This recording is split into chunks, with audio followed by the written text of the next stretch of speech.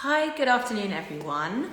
I am about to go live with Danaka Porter, who is from VitanovaTech, and we're going to be talking about vaccines and surrogates, which can be quite a controversial subject, but she's going to be giving us the latest, telling us a little bit how it works with surrogates and the matching process with IPs and whether they need to have vaccines, what kind of the laws are about it. So be ready to hear what she has to say about here today. Hello, hi to those who are joining. Nice to see you. Love to know where you're joining from whilst Danica joins us. Hello, good afternoon or good morning, should I say? Yeah. Good morning, good afternoon, good evening. Yeah, I Yeah. don't know what time zone everyone is in. How are you? Morning for me, so Are you well? I'm good. How are you? Very good, thank you. I've just given you a brief introduction, but if you could just explain a little bit more about you and VitanovaTech, and I've just introduced what we're going to be talking about today. You've written a brilliant article all around surrogacy and vaccines, which we've got on our website, so we'll be linking this up to it, so everyone should head there to read more as well, but please do give yourself an introduction. I'm Danaka Porter. I'm the COO of Vitanova Technologies. So it's a fertility firm. And it wouldn't really be an agency, more of a information place to discuss what a potential surrogate or egg donor journey would look like. And then we'll give you all the information, medical information, legal information that you sort of should have on your journey. And then if these people that want to be surrogates and egg donors are still interested, we have a ton of agency contacts, and so we will reach out to all the agencies and say, hey, we have a potential person, this is a little bit about their bio, and we will go from there. We also work with agencies to find egg donors or gestational carriers or surrogates for them, and then we make sure that the gestational carriers, surrogates, egg donors are well informed. I don't believe that you can give real consent if it's not informed consent. And so that's sort of the basis behind why we exist. Amazing, amazing. And also, it's rare to find the support on that side, isn't it, for egg donors and surrogates? That was part of why we got started. I'd had a number of girlfriends either need an egg donor or become one, and just the lack of information on what they needed to do in order to become an egg donor or use one and then essentially be their own gestational carrier. There wasn't a ton of information. They didn't realize, how invasive it could be or the length of time. I think people thought it would be like a egg donation is like, oh, well, I'll just get a heavier period or something and they just collect eggs. I'm like, no, it's like you go under. It's a surgery. Oh.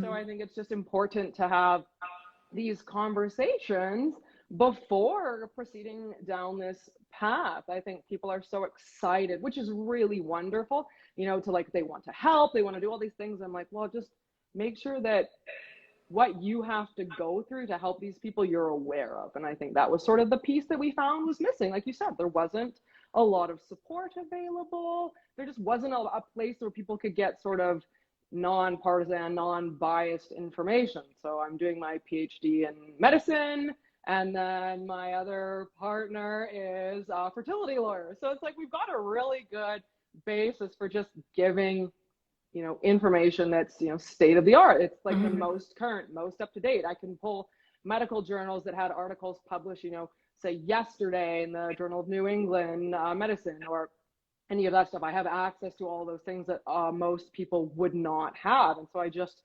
wanted to make sure that people were really well informed. And same with Michael on the legal side, right? All the laws are changing. I mean, there's a lot going on. So on that point, obviously we've had years of COVID now, and we're moving into better times. But the vaccine is something that has been top of mind, and it would be really good to understand how vaccines affect surrogacy. So, how has it changed the world of surrogacy? It's become one more requirement. Either the requirement that the surrogate or gestational carrier is vaccinated, or the preference that they would not be, and this is specific to COVID, but generally speaking, other vaccines, people are interested. They want to know like the protection that you've got your body. You're supposed to update your tetanus every 10 years. And I don't think many of us like, we leave college and university and we're like, yeah, whatever.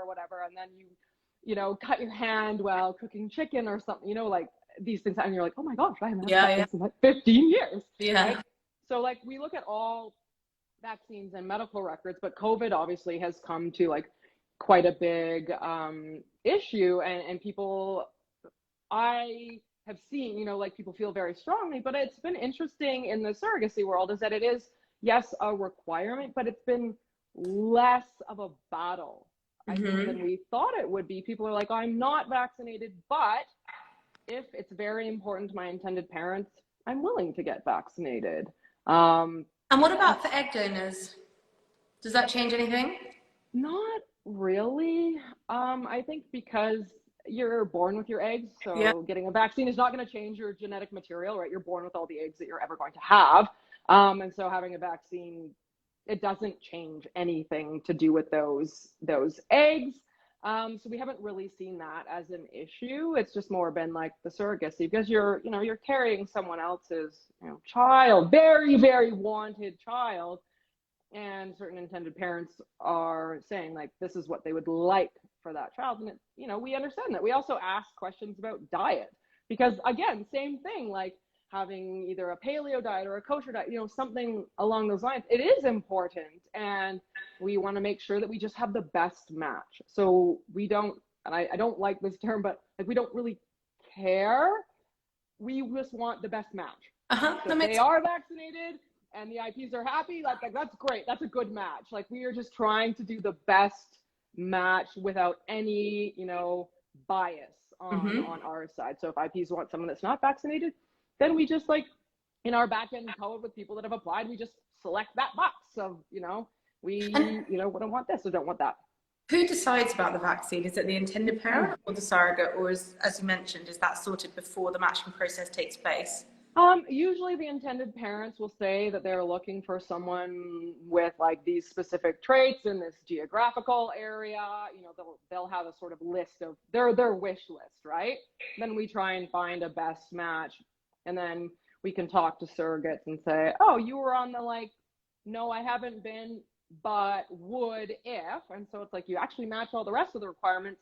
Let's have a conversation with that agency and see, are these intended parents like dead set on it? Like, what is that? Like, can we even proceed, just gathering more information on that aspect. So.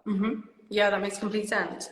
And would you say that the majority of intended parents that you are helping sort of match surrogates with or an agency would that be something that would be a big deal to them? Is that one of the prerequisites and something that comes up as one of the topical points? Yeah, they're quite, some of them are quite like, they have to be. It's not an option. It's not a nice to have. This is an absolute requirement that they are vaccinated. And it's like, okay, that's totally fine. Like, you're allowed to have your wish list be, but then on the other hand, it's like that can limit you because there are people that aren't, right? So, but it's up to people to decide what is important to them, and we're not going to try and sway them either way. Like, we just we want to match your list as best as we can. We will try and, work with your agency or as a, GC or intended GC or surrogate. We will try and find IPs that best, match you. We are not trying to change anyone's opinion. We're just trying to give everyone information and say, like, if you do go down this path, like, these are what they want and this is important to them. Therefore, let's really make sure that this is a good match because this is what they're going to want. And it's a contract, right? It's a legally binding agreement that is made between the GC and the intended parents. And so again, like, sit down and review those documents, make sure that what you have agreed is actually reflected in those documents, and, just make yourself aware. And so that's also what we're there for. Yeah, that makes sense. And so what part of the process does that happen? Does that happen straight off before any communication happens? Yeah, we usually know what someone is looking for, and so then we can talk to our potential GC surrogate and say, like, these are their requirements. This is the one where you perhaps don't necessarily agree. So it's up to them, right? And if they say, no, I don't want to, it's like, okay, well, then you're not a match. So we don't even like pass that on to the agency to say, oh, we have a potential, but it's just like, they're not willing to, therefore they're not a good match for the IP. So we have those conversations, we get those, you know, that information from the potential GC or surrogate, and we get that information from the agencies on what their intended parents want. And that's sort of the nice part, is that we get to be the middleman, and then these people don't have to ever really feel judged. They don't have to have those difficult conversations. We're there to do that, you know, on their behalf, and just be like, ah, it's not a match, you know. So I think that, you know, is kind of nice. You can both like hide behind those little shields, and again, like, there's no judgment. People, it's having a child, and it's such a complicated thing to have. Like, I've studied the fetal circulatory system, like being pregnant, and it is very complicated in what goes on in your body. And so people need to be comfortable with like their own choices. And I think if you add pressure or something else to it, it can change how, you know, something occurs in the system, right? Added stress is not good for like anybody, right? Absolutely. And how soon can the vaccine be done before transfer to the surrogate? Do you know? I mean, you can have the vaccine at any point. So if someone is not vaccinated and the intended parents would like the fetus to essentially be vaccinated, like, that is also an option, right? So they can wait until the transfer is done, and they can wait until it's stuck, so past that like 8 to 12 week mark, and then the GC can get vaccinated there, and that'll actually give the antibodies to the fetus as well. So then when the fetus is born, it's vaccinated. But I mean, as with any vaccine, it doesn't matter if it's tetanus, if it's your flu shot, like having a couple weeks after, just wait a couple weeks, because your body is in sort of like learning mode, and it's very focused on doing these certain things. Yeah,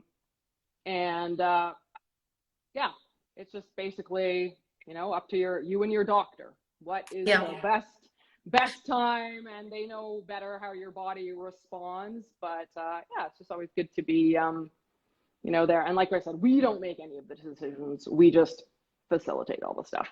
Do you have surrogates who are anti-vax? We do not. And I haven't actually really come across any, like, even in seeing sort of like some of the postings that like where people like come forward and say, hey, like, I'm looking to be, they will actually say, and I've seen it a number of times, I am not, but if this is important to you, I am willing to. And I think that's really, really cool. Like, people say, well, like, me personally, I didn't want to, I didn't feel it was, you know, necessary. But if it's very important to these IPs, like, me giving them the gift of a child is more important than, you know, not being vaccinated. Therefore, I'm willing to get vaccinated. And I think that's really, really unique and really cool. I haven't actually seen you know, anybody say absolutely not. I would like to remain, but if it's very important. So it's lovely to see that conversation is open, you know. Like, you can approach people and say, it is really important to me, and this is like why, and it's like, oh, okay, that makes sense, right? Like, perhaps they come from someone that has a bit more like, you know, autoimmune backgrounds, or, you know, whatever, and it's just like they're a little bit more worried about it. And it's like, okay, and it's really lovely to see that these GCs, while they might not be, they're not digging in their heels, and they understand, I think, because obviously all of them have been pregnant before, they understand like how wanting a child really sort of supersedes all of that stuff, and being able to give this gift is, you know, something that's, you know, larger than their own life, right? Absolutely. They're helping other families. So what do you find, I know that you're sort of helping surrogates and donors, but what do you find is an intended parent's biggest concern? I do see on the intended parent side, like, they're much more, we want someone to be vaccinated. Like, that seems to be like a little bit more of a thicker line in the sand. And again, like, it's preferences, and we you know, we don't really work with the IPs as much. Like that's sort of the agencies will work with the agencies, but like that seems to have been a harder line. They seem to be taking, like, I really need this person to be vaccinated. It's like, okay, that's just another requirement that can like make your pool a little bit smaller, but that's up to the agency to have that conversation. Again, we just sort of facilitate and, you know, inform on the actual like process. But yeah, that's a little bit more of what we've seen. Okay. But are there other prerequisites and things that intended parents are looking for on the vaccine side? I mean, other vaccines as well as the COVID vaccine. Yeah, definitely. Some of them are looking for, you know, to make sure your tetanus is up to date, like your Hep A and B, all the things that you're technically supposed to, you know, update every, you know, 5 to 10 years. They would like to see that list of when you got it done and when you're due for your next updates. And I think in general, that's a really good thing for everyone to know, like when they need their own boosters on certain things. But yeah, they ask for like a full medical history, which would include all the, you know, pertinent vaccines that you should have received or wanted to receive. And then some of them have particular requirements, but it was more just, okay, like you're up to date with all of the stuff that you have, like really particularly, you know, tetanus and the Hep A and the Hep B and things like that have been like, just, okay, nice to know. And then could you please get those, you know, updated so that we can proceed. And I understand that because it's like, oh, you've already had them. Let's just get your booster done. So yeah, that makes complete sense. And if a surrogate took a vaccine against an intended parent's wish, what would happen there? I know that's the flip side.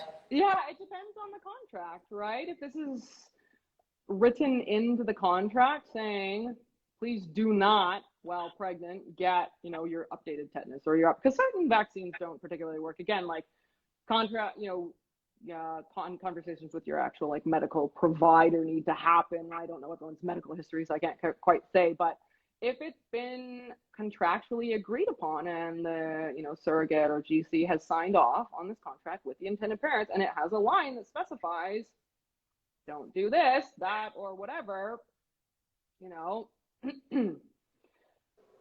that, you know, can be legally enforceable. But of course, we want everybody to go into these contracts and actually read them with like a fine-tooth comb. So that's why we're here. Like, come and bring the contract, you know, to us, and we can sort of sit there and go through it and just make sure that you are, or, you know, another legal professional, go through it and make sure that what you're signing off on, you have actually agreed to. Like, these conversations have already occurred. I think a lot of people make those assumptions like, oh, well, we talked about it, it's in there. And that can be on the IP side too, saying, oh, well, we had this conversation, but it didn't actually make it into the legal document. We are not trying to tell people what should or should not be, you know, important to them, just that you need to read and be aware of what is, you know, in your document. And if something is important, then, you know, make sure it makes it into that legal document.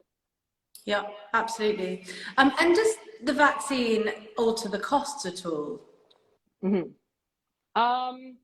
It depends. I think in most states and in, I mean, lots of countries around the world, getting your COVID vaccine has been free. Your boosters usually do cost, but it's not like a huge cost. It's pretty minimal, and quite often healthcare, like plans can cover that. It just depends. Like, usually if you go to a travel clinic, it's quite expensive there, but sometimes there's other types of clinics that you can go. Again, it depends on the state or the country that you live in and what that protocol is.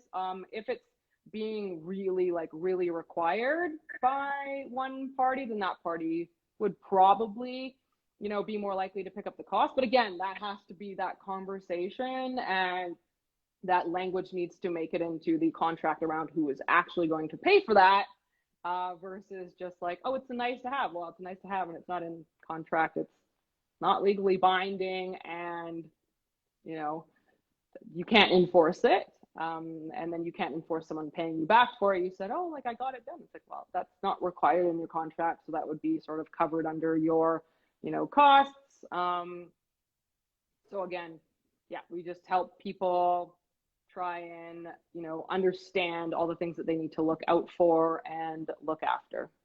And is it common with the vaccine, but other things as well, for IPs to change the contract during the pregnancy? Does that ever happen? I'm sure it does. We haven't particularly experienced that. And again, like you can't really change it. You can't, one party can't change a contract, right? It Yeah. takes two, so they can come and say, hey, we've, something has happened. We would like to. So it opens a line of discussion. And again, like the lawyers can be up to that, but that would be like past our point. Like we're there to facilitate that matching, and then it's the agency would take over because it's their intended parents. They've now got the contract, and we're sort of just there to facilitate that match and inform people going in on the process and be like, hey, like make sure you do read your legal documents, make sure you're aware of everything that it says and that. But once it's past that point, that's the agency that's looking out for them.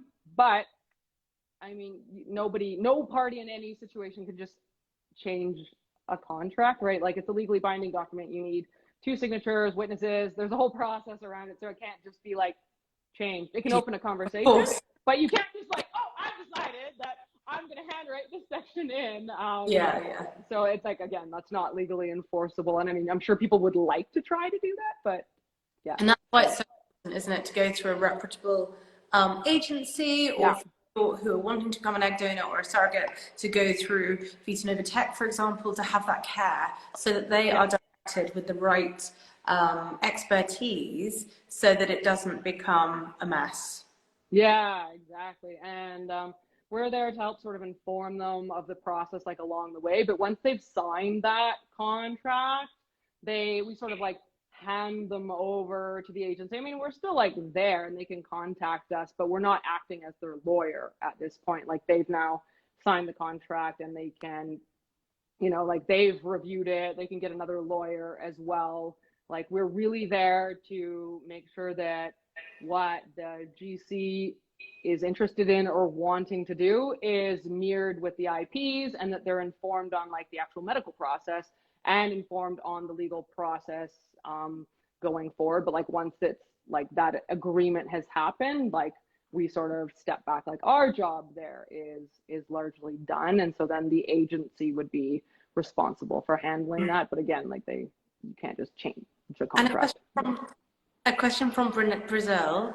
The global map has changed after, the war. Which country are people looking to now, would you say? I think just given COVID and the war and how it's really impinged travel, I think people are looking closer to home. They don't really know if it's safe to have an overseas surrogacy. The difficulties people experienced during COVID, just getting to like even their babies, like they might have been born and it's like you have to get a special visa while this country isn't even open. I think people have begun to be like, oh, I need to look to where I can potentially drive to get to my baby or meet the surrogate, or it's like a short flight, it's domestic, or it's like perhaps like barely international. It would be something between like France and Germany, where you can still technically drive, different countries, but you're close, or Canada, the US, because again, you're close, there's a land border, and that helped change a lot of stuff. But I think people have been like, oh yes, it's a global market, but this is a lot of difficulty and a lot of extra cost, right? Like, oh my goodness, it's a huge cost to suddenly have to go overseas. Like the flight costs, there were so few of them to go, say from the US to the Ukraine, or, all these different locations. That's not easy. So I think people are looking and being like, ooh, maybe we need someone like a little more local, like under the 2,000 mile distance, rather than on perhaps another continent with an ocean separating them.